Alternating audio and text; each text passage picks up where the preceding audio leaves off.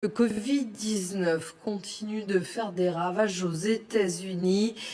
Hier, 1514 personnes sont mortes, plus de 22 100 depuis le début de la pandémie.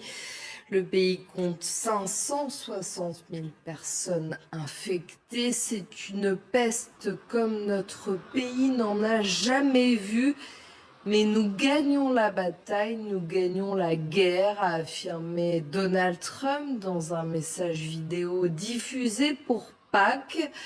Une réouverture graduelle et localisée des activités économiques pourrait intervenir en mai, selon un expert de la Maison-Blanche. Mathieu Mabin, notre correspondant à Washington, nous en dit plus.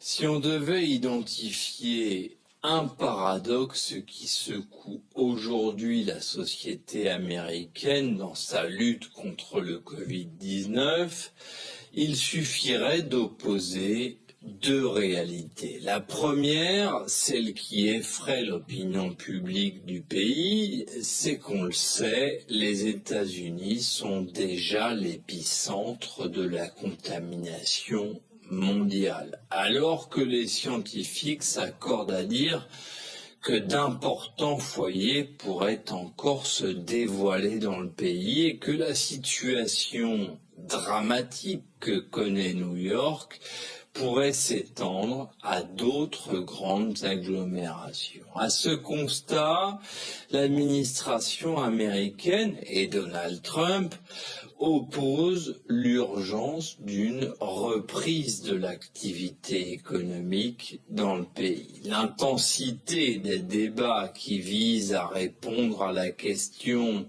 « Comment lutter contre le virus ?»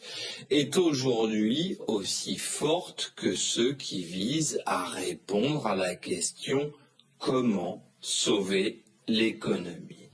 Donald Trump l'a répété à maintes reprises, il va devoir prendre la décision la plus difficile de sa vie, dit-il, et clairement sacrifier des vies américaines qui seront probablement comptées à terme en dizaines de milliers.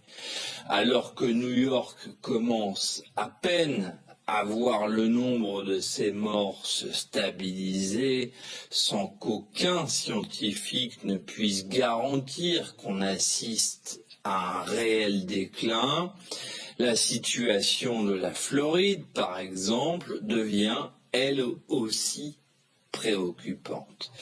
Et dans les prochaines semaines, les États qui ont confiné parmi les derniers risquent de voir apparaître des foyers importants. En clair, alors que l'Amérique n'a pas plus de réponses que le reste du monde sur le moyen de protéger la population des effets du virus, l'administration américaine apparaît comme la plus déterminée à renvoyer les citoyens au travail et donc à voir s'accroître l'épidémie dans tout le pays.